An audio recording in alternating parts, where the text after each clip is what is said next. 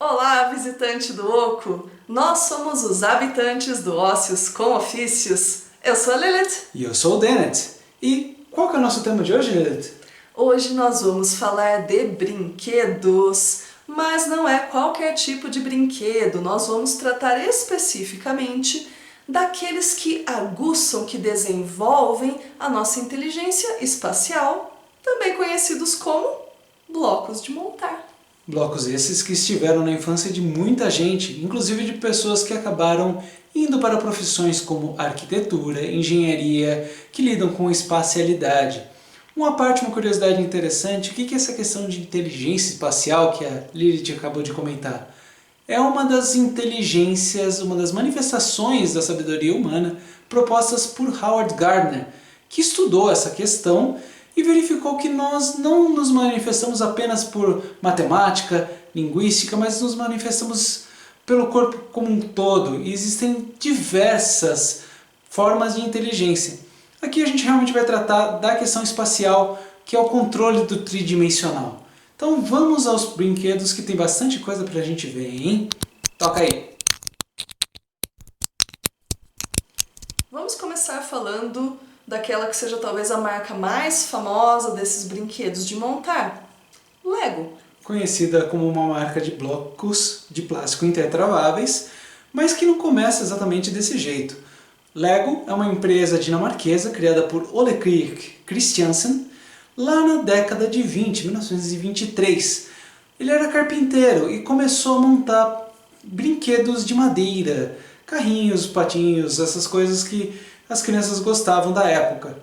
Só que na década de 40, ele compra uma máquina de injeção de plástico, quando elas surgem logo lá no pós-guerra, e começa a desenvolver os bloquinhos de plástico.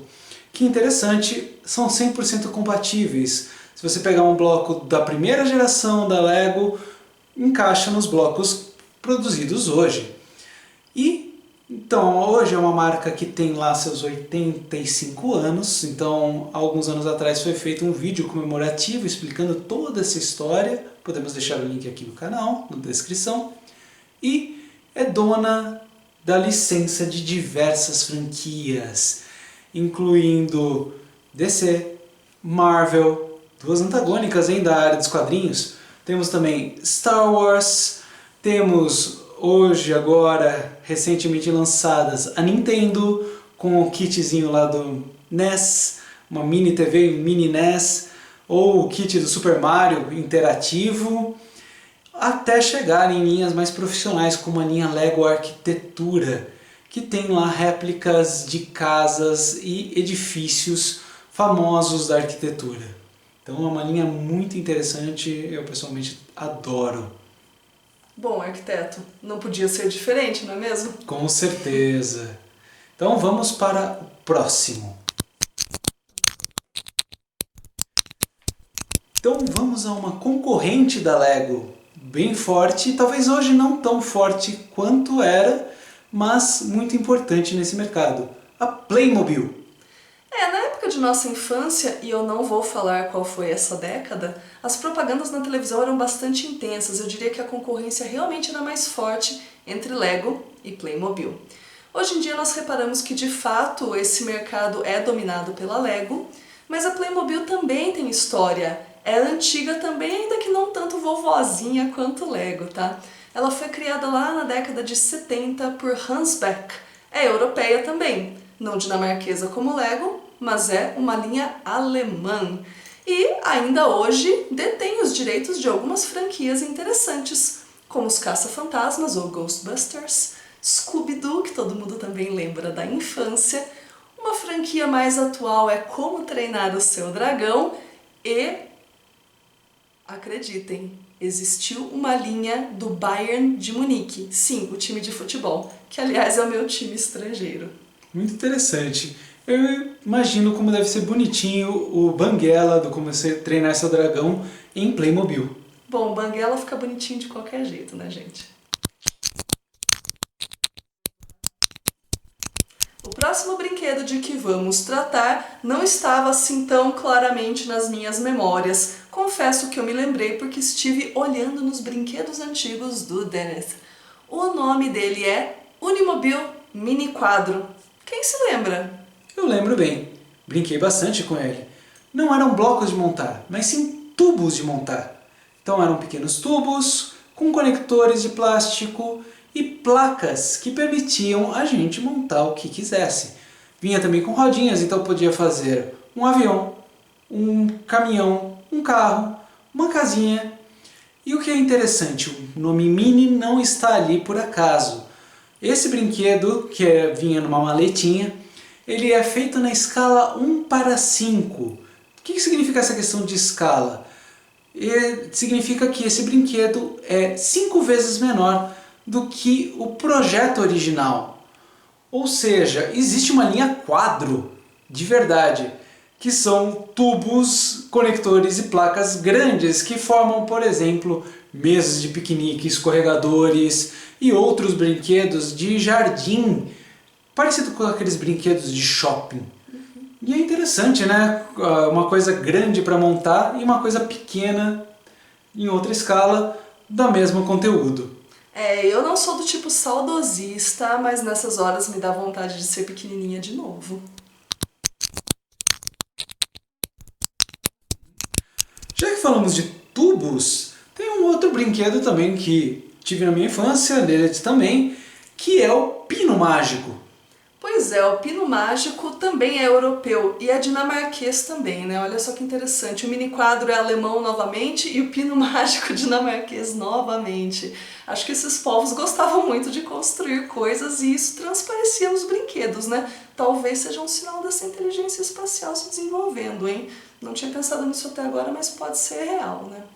Voltando ao pino mágico, ele foi produzido aqui no Brasil pela Elka. Os direitos dinamarqueses foram adquiridos lá na década de 70, mas lá na minha infância, em 90, falei. Eu lembro muito bem desses pininhos mágicos ali na virada de 80 para 90. Confesso que eu lembro até de alguns pininhos mordidos, sabe? A construção dele era de fato de um pino.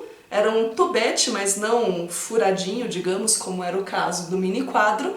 E esses tubinhos tinham pinos e orifícios que permitiam que cada pecinha se encaixasse e também podíamos construir muitas coisas. Eu lembro de construir bichinhos com aquilo, sabe? Pelo tipo de encaixe. O interessante é que ainda é produzido pela mesma empresa. Então, se vocês forem numa loja de brinquedos, vão encontrar lá pacotinhos de pinos mágicos. Divirta-se! O próximo brinquedo de que vamos tratar era um dos meus favoritos. Marcou muito a minha infância. Eu lembro de brincar na garagem de casa com as minhas amigas e vizinhas. É o Cri e Monte. Um produto da Brinquedos Bandeirante que, para mim, parecia um monte de wafers de plástico. Por quê? Era uma placa com desenho de dentes. Então parecia realmente a comida. E o que é interessante? Formava-se blocos, cubos, que podiam montar casas ou outros edifícios. Inclusive existia uma linha da Castelo Rá-Tim-Bum. Se eu tivesse sabido disso antes, eu teria comprado mesmo que eu fosse adulta. E pensando nesse brinquedo, além dos edifícios, ele montava ruas, estradas. Não inspirava você a ser somente arquiteto, inspirava a ser urbanista. Bem Olha interessante. só. Não podemos deixar de mencionar de novo os bloquinhos de montar de madeira. Afinal, falamos do Lego que começou com madeira. E aqui no Brasil nós temos um brinquedo de madeira muito famoso, não é, Lilith? É o Meu Pequeno Engenheiro, ou eu juro que já vi com o nome também de Meu Pequeno Arquiteto, que são bloquinhos de madeira que tem quase a volta toda, com madeira mesmo, aparente, mas ele tem uma face pintada que imita tijolinhos, janelinhas, e ele pode ser empilhado para formar edifícios e também outras construções. Eu lembro que as minhas pecinhas favoritas eram aquelas que formavam as pontes. E ele tinha telhadinhos também, era bonitinho. Com certeza. Eu que estava me lembrando de um que já foi descontinuado, que é o Chalé Suíço, que era feito pela Brinquedos Paraná. Eram peças de madeira com encaixes que tinham janelas de plástico e aquele telhadinho clássico do chalé suíço inclinado, e você montava lá uma coisa que realmente ficava com aquela cara de casa de madeira lá do sul do país. Aconchegante, charmoso. Bonitinhas, né? E vocês, pessoal? Lembram de mais algum brinquedo de montar que vocês conhecem? Ou que participou da infância de vocês? Ou que vocês veem agora nas lojas? Coloca aí nos comentários pra gente. E por hoje então ficamos por aqui, não é, Lilith? Sim, não deixe de se inscrever se você ainda não se inscreveu no canal e clica ali no sininho para receber as notificações. E dá um like aí que ajuda a gente bastante. Então, nos vemos no próximo vídeo, pessoal. Um abraço aqui do pessoal dos habitantes do Oco. Até mais! Até mais!